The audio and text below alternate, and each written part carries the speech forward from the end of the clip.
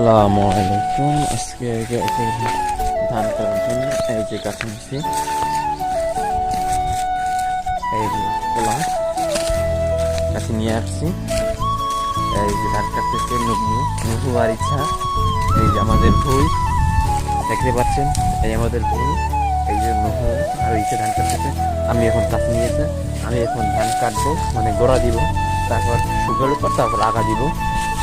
ঠিক আছে, দেখেন ওরা আগাতে করে ও পারতেছে না, কষ্ট হইতেছে।